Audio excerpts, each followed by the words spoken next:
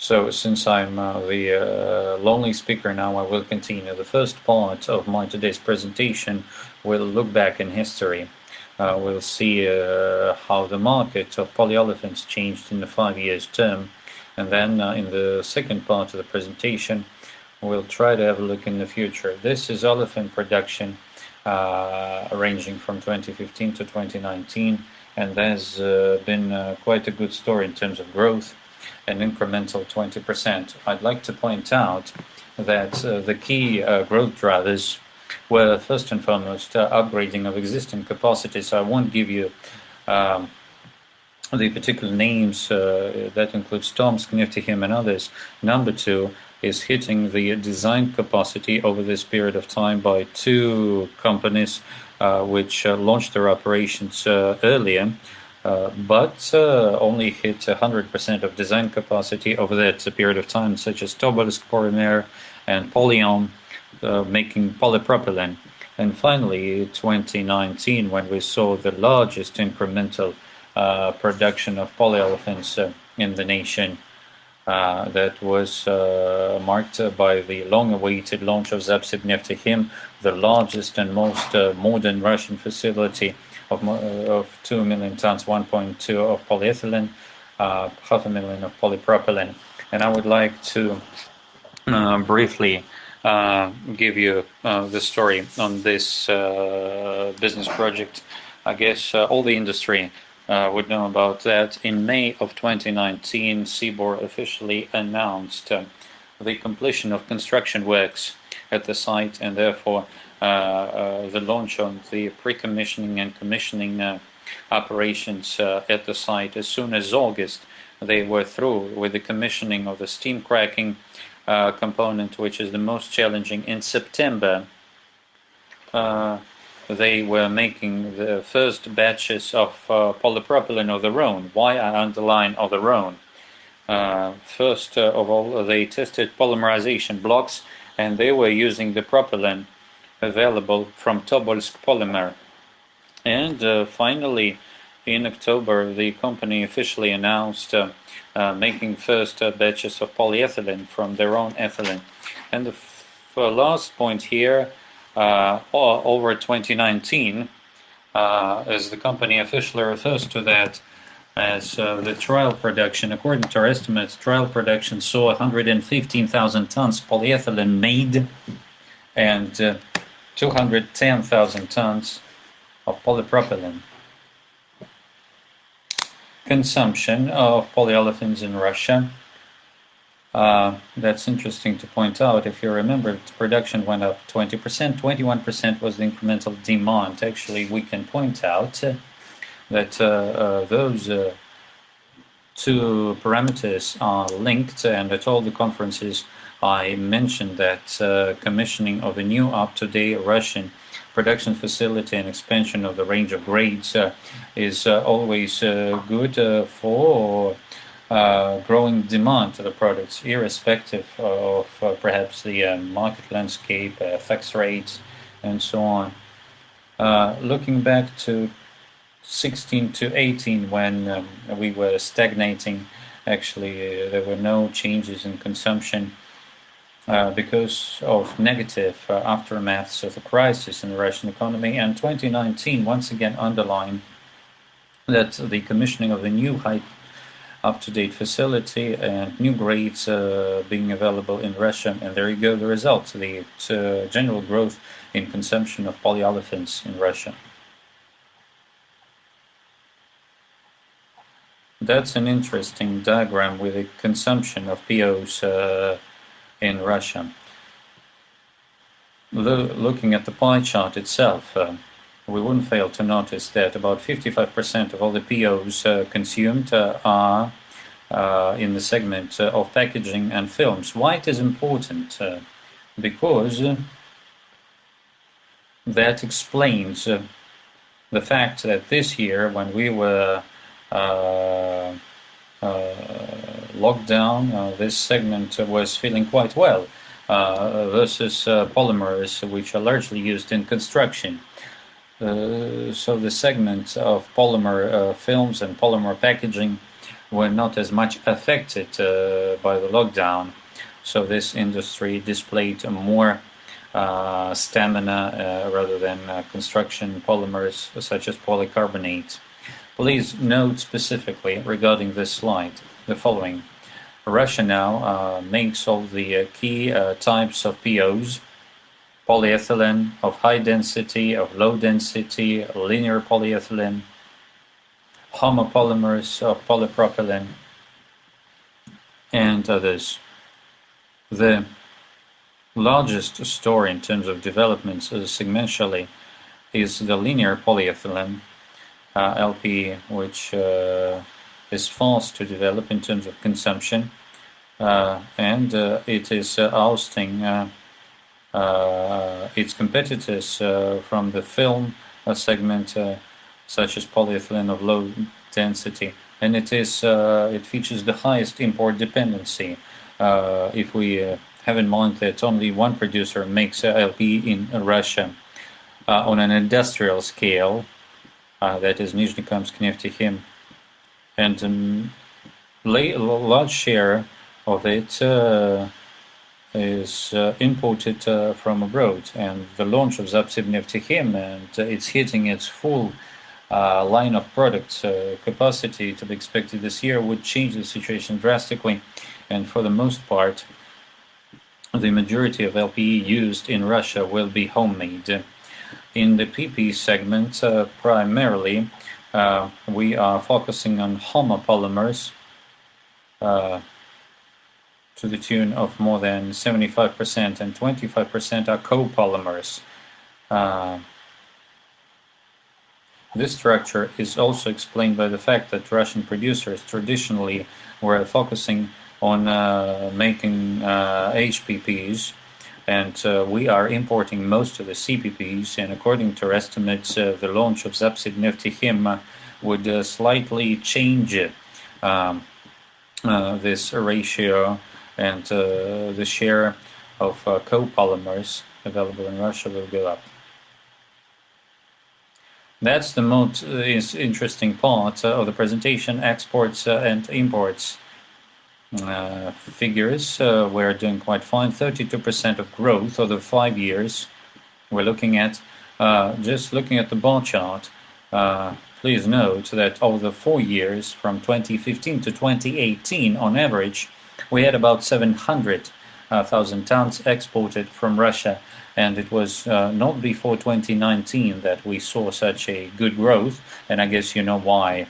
Once again, the launch of Zapsibneftekhim has had a major impact on the domestic market landscape and the opportunities for Russian companies to export.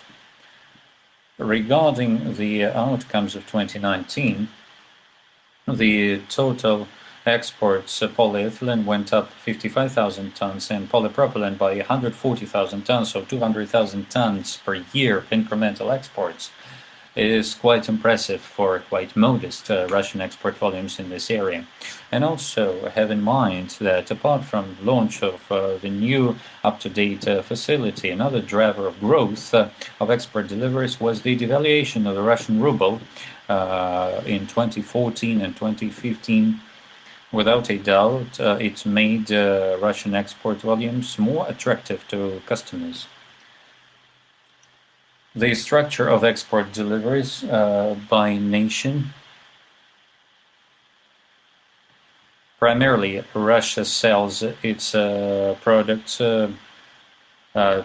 70% account for only 3 nations: China, Belarus, Kazakhstan, and the Ukraine, 4. Our most proximate neighbors. With export deliveries on the rise and the launch of new production facilities, which were announced here, the geography of exports will be expanding because the volumes planned for production and therefore for exports will not be delivered to only 4 to 5 nations. And please note specifically that the backbone of Russian exports is a supply of copolymer, of polypropylene, high density and low density polyethylene. In relative terms, in the total of PO's exports, 48% is polypropylene hot polymers, 23% of polyethylene of high density, and 21% of polyethylene of low density.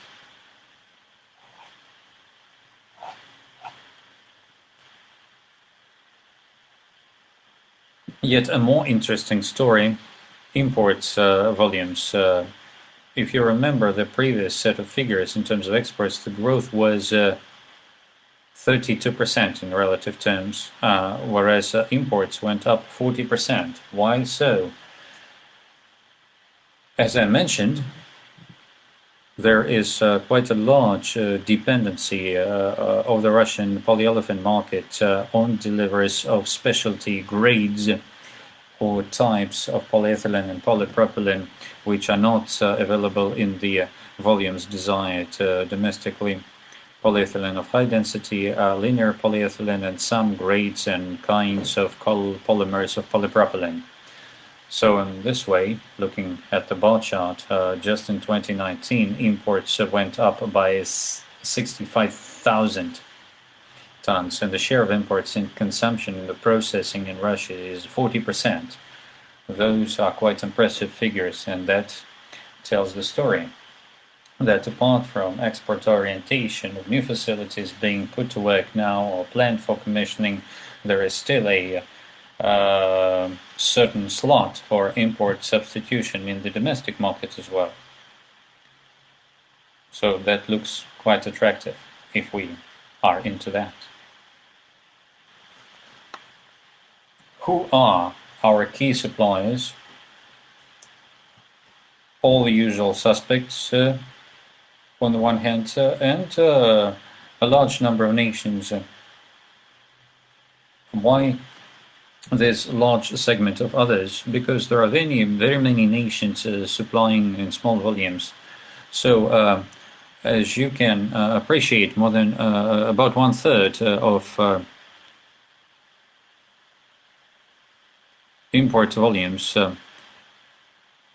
are coming from the former nations of the Soviet Union: Uzbekistan, Belarus, and Turkmenistan.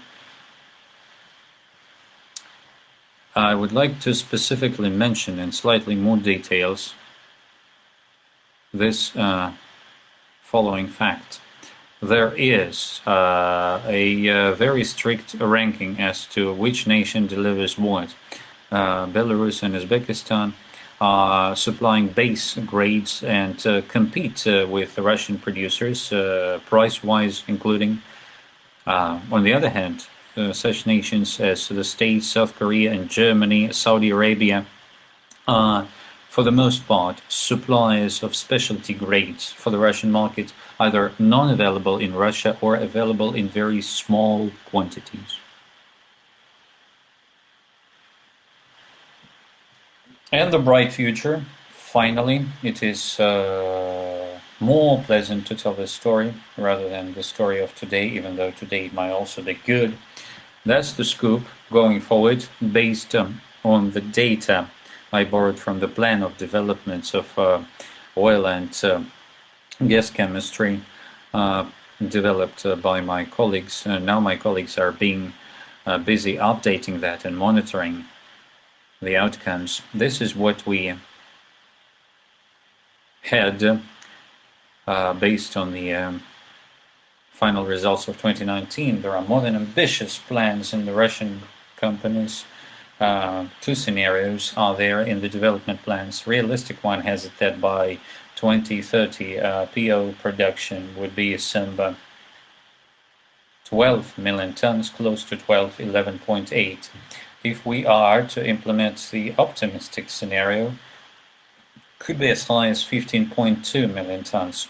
As has been announced by my colleagues, including Dmitry, in the introduction speech, now the law on the reverse excise for ethane and for liquefied petroleum gases has made it for consideration to the State Duma. We'd like to believe that the Duma would treat this draft law with due degree of attention, and will do the timely job on that.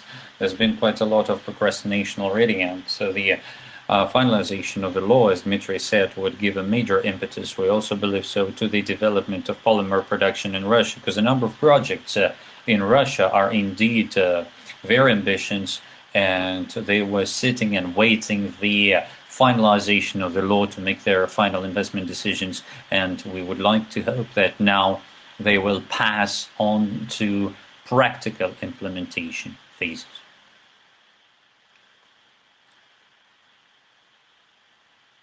And more details in tabular form based on the realistic scenario developments.